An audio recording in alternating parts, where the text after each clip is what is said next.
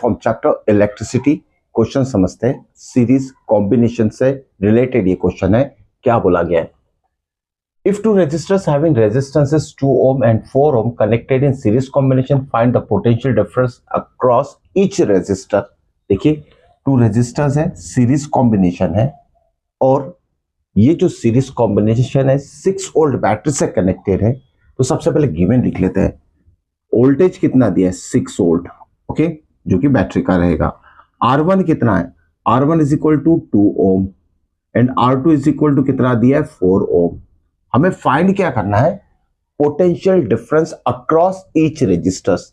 Each resistor मतलब across this resistor we have to find the potential difference, value of V as well as value of V across this R2। मतलब यहां हमें V1 और V2 find out करना है across R1 and R2। ध्यान में रखिएगा। या सबसे पहले सीरीज कॉम्बिनेशन के आपको 3 रूल्स याद रखना पड़ेगा। सीरीज कॉम्बिनेशन में I क्या रहता है? Current through each resistor constant रहता है, ठीक है।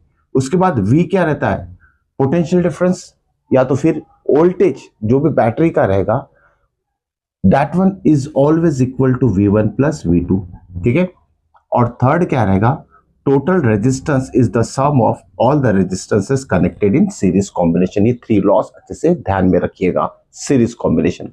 अब सॉल्यूशन निकालते हैं। देखिए, सीरीज कॉम्बिनेशन में टोटल रेजिस्टेंस पहले हम फाइंड आउट कर लेते हैं। टोटल रेजिस्टेंस क्या होगा? R1 plus R2। R1 की वैल्यू कितनी दी है? 2 ओम प्लस R2 कितना दिया? 4 ohm is equal to 6 ohm total resistance होगा। ओम्स लॉ अप्लाई करते हैं, जिससे कि करंट आ जाएगा। ओम्स लॉ क्या कहता है? V is equal to I R. तो I इज इक्वल टू क्या हो जाएगा? V upon R। तो V बाय R लिख लेते हैं। V कितना है? 6 वोल्ट, ओके, एंड R ये क्या है? टोटल रेजिस्टेंस दोनों का सम कितना है? 6 ओम, ठीक है, इज इक्वल टू 6 बाय 6 कितना आ जाएगा? 1 एम्पियर। तो करंट कितना आ गया? 1 एम्पियर। अब बात करते हैं V1 एंड V2 फाइंड करने की। V1 is the potential difference across R1। फिर से ओम्स लॉ अप्लाई करेंगे। V1 इज इक्वल टू क्या हो जाएगा? I कांस्टेंट रहता है, वैसे ही रखना है, और R1, ठीक है। तो यहां हम देखिए वैल्यू सब्स्टिट्यूट करेंगे। I कितना है हमारा?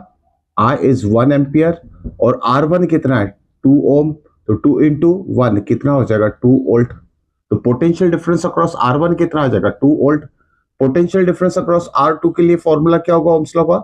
I is constant and value of R2 is 4 ओम। फिर से क्या करेंगे? I इंटू R2 कितना है? 4 इंटू 1